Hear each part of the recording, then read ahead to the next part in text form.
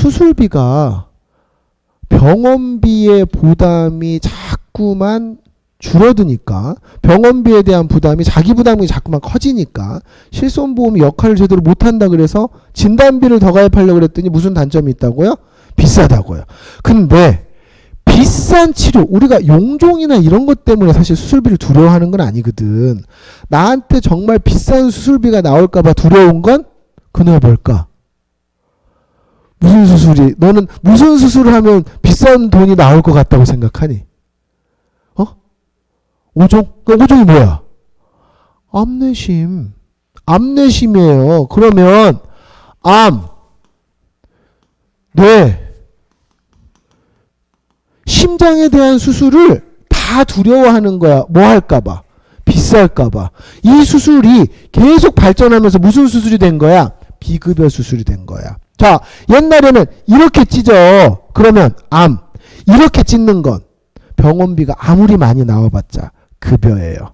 암 환자는 급여의 5%만 부담합니다. 산정특례에서. 그래서 병원비 부담이 아예 없어. 근데 나보고 이렇게 찢을게요 하면 찢기가 어렵잖아. 그러면 의사 선생님이 조용히 얘기한단 말이야. 구멍을 뚫을까요? 구멍을 뚫을까요? 구멍을 뚫고 제가 직접 할까요? 아니면 구멍을 뚫고 구멍 속에 뭐가 들어가서 로봇이 들어가서 할까요? 그지? 그래서 암에 대한 비급여 수술의 소구가 굉장히 많아진 거야. 옛날에는 이렇게 찢으니까 암 수술비라는 게 얼마면 끝났냐면 100만 원밖에 안 들어가요. 지금 암 수술비가 얼마씩 들어가고 1000만 원, 2000만 원 들어가잖아. 암 수술비가 1000만 원 들어가는 거지. 그럼 얘는 질병 중에 무슨 수술만 해주겠다는 거야? 암 수술만 해주겠다는 거잖아. 그러면 우리 건호, 암 수술비 넌 얼마 있니? 암 쪽을 보는 거야? 암 수술비 얼마 있니?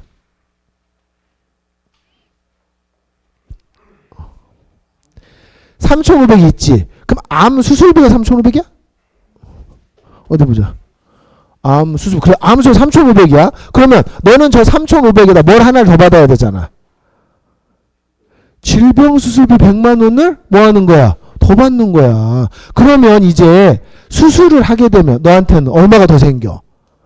3,600만 원 더 생기지. 그러니까 실손보험의 자기부담금의 부담을 뭘로 상당 부분 해결할 수 있어? 저 수술비와 진단비로 상당 부분 해결할 수 있는 겁니다. 그러면 얘한테 내가 이렇게 찢을까요? 하면 너는 찢어 안 찢어? 안 찢고 무슨 수술을? 나한테 통증이 덜하고 효과가 좋은 수술을 택하게 되는 겁니다. 그래서 갈수록 수술비에 대한 소구력이 높아진 거예요. 다 이게 암 수술의 현재예요. 암, 뇌, 심은 질병 수술비 외에도 중요하니까 추가해 놓은 거야. 근데 이 암 수술비가 질병에도 들어있고 종별에도 들어있고 아까 무슨 수술비 있었어? 엔드에도 들어있단 말이야. 그러면 이 세 군데 플러스 뭐가 나가는 거야? 저 암 수술비가 더해져서 나가는 겁니다.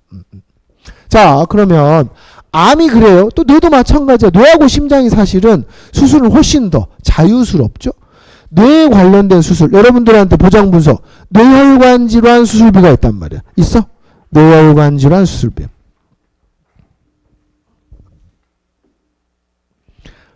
뇌혈관 질환 수술비 있어? 얼마 있어? 400만 원 있어. 자, 뇌혈관 질환 수술비, 이것도 마찬가지. 코드가 뇌혈관 질환 똑같아. 10개 코드를 받으면 뭐가 나가요? 진단비가 나가. 진단비가 나가. 이 진단비가 나가는데 이 진단을 받고 뭘 하게 되면, 수술을 하게 되면 진단비에 더해져서 뭐가 나가는 거예요? 수술비가 나가는데 얼마 있대? 400만 원 있대. 자, 그러면 너 이제 아까 했으니까 뇌혈관 질환으로 뇌 동맥류로 내가 수술을 한 거야. 그러면 뇌혈관 질환 해당되지? 그래서 수술비가 나갔네. 그 다음에 너 또 뭐 나가야 되니? 질병 수술비 나가야 되잖아. 이제 찾아볼 게 남았잖아. 뭐 찾아봐야 돼? 첫 번째, 종별 수술비 찾아봐야 되고, 두 번째, 엔대 수술비를 찾아봐야 된다. 근데 이 수술에서는 꼭 기억해야 될 게 있습니다. 뇌하고 심장에서는 내가 꼭 얘기해 주는 거예요. 뇌하고 심장은, 자, 첫 번째, 뇌 수술로 가장 많이 하는 수술이 뭐냐? 가는 혈관이, 뇌로 가는 혈관이 어떻게 돼?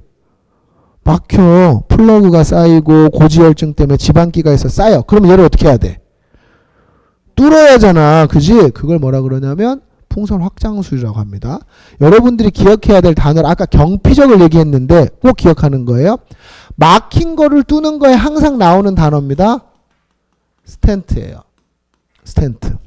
스텐트를 삽입하는 거야, 혈관에. 그럼 내가 이제 알려주는 거야.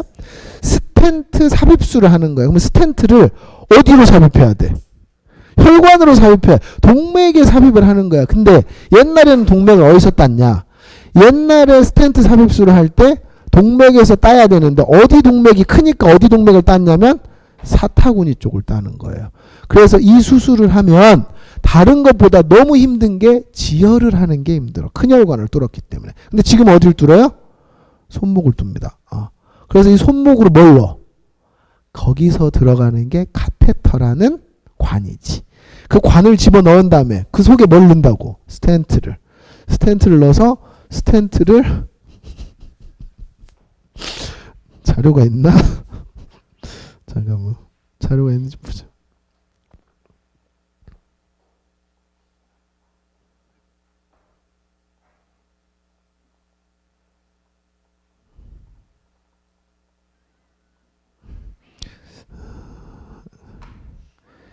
네, 우리 주한이 표정을 보니까 진짜 정말 아예 모르겠다는 표정이어가지고 이게 있을까?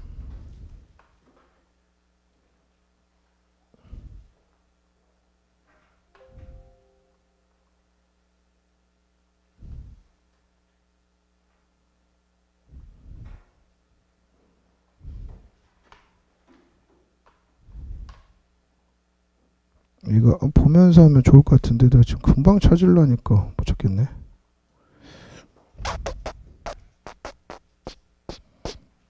이거는 다음 시간에 내가 보여주도록 할게요. 제가 일단은 여러분들이 아셔야 되니까 경피적이라는 단어는 알아뒀으면 좋겠어요. 경피적이라는 단어는 수술이다, 시술이다?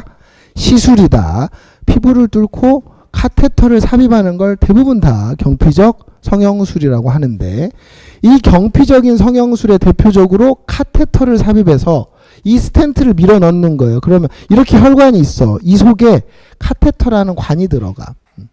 이 카테터라는 관 안에 스텐트가 있어요. 그럼 이 카테터 관을 밀어 넣어가지고 여기에 이렇게 여기에 쌓인 거야. 플러그가 쌓여서 혈관이 좁아졌잖아. 그러니까 여기에 얘를 관을 밀어 넣은 다음에 여기에 스텐트를 이제 빼놓습니다. 그럼 이 스텐트가 빠져 있죠? 거기에 풍선을 훅 바람을 넣어. 그럼 이 스텐트가 어떻게 돼? 볼록해지지. 그럼 혈관이 이렇게 되는 거야. 그렇게 해서 막힌 것들이 여기 있고 혈관은 벌어지는, 이걸 뭐라 그래요? 풍선 확장술이라고 하는데, 막혀 있는 것들을 저렇게 하는 겁니다. 똑같아. 얘도 협심증 수술은 스텐트 삽입술을 하는 거야. 얘는 아까 얘기했잖아. 경피적이야. 카테터를 구멍 뚫어서 들어가. 관열 찢어가지고 안 했어. 그러니까 얘네들은 전부 다 몇 종이에요? 3종에 해당한다. 이렇게 이해를 하는 거고, 뇌 관련돼서는 내가 꼭 설명해 주는 게 하나 있는데, 여러분들이 앞으로 더 많이 만나게 될 거니까, 뇌졸중과 뇌혈관 질환으로 넘어갈 때 대표적인 사례 질병을 뭐라고 했죠? 제가 뇌동맥류라고 했습니다. 동맥류는 혈관 이렇게 놓고 보면 혈관에 이렇게 볼록 튀어나온 거야. 볼록 튀어나왔어요. 얘를 가만히 놔두면 무조건 어떻게 돼? 커지기만 해. 그러니까 손을 봐야 되는데, 손을 보는 방식이 두 가지가 있다. 우리 근호 한 1년 했다 그랬냐? 근호 이 수술 방식 두 가지 알아? 몰라? 이걸 수술하는 방식 두 가지가 있어. 얘네들은 다 모를 것 같고. 아냐? 자, 내가 쟤는 클립 결찰술이라는 게 하나 있고, 또 너는 어떻게 알아? 코일 색전술이라는 게 있습니다. 코일 색전술. 클립 결찰술은 뭐냐면 여기를 클립을 걸어서 묶는 거예요. 근데 이건 왜 그런 거냐? 이렇게 생겼어. 모양이 각각 제각각인데 봐봐. 얘는 이렇게 생긴 거야. 입구가 좁아 넓어. 입구가 좁아. 근데 혈관을 이렇게 놓고 보니까 어떤 놈은 이렇게 생긴 거야. 입구가 넓어 좁아. 넓지? 코일 색전술은 카테터를 똑같이 들어가서 여기까지 갑니다. 그러면 카테터 속에 코일처럼 이게 들어있어요. 그러면 이 망을 여기서부터 계속 이렇게 메꿔. 계속 메꿔. 이렇게 막 메꾸면 입구가 좁으니까 그냥 빠져 안 빠져? 안 빠지니까 코일 색전술을 할 수 있는데 얘는 이렇게 해봤자 어떻게 해버려? 훅 빠져버리네?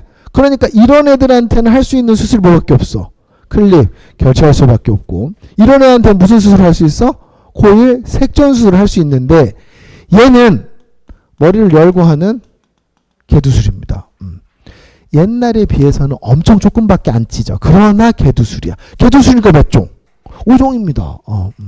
근데 얘는 카테터로 구멍 뚫어가지고 혈관을 타고 올라가요. 그러니까 얘는 몇 종이에요? 3종이에요.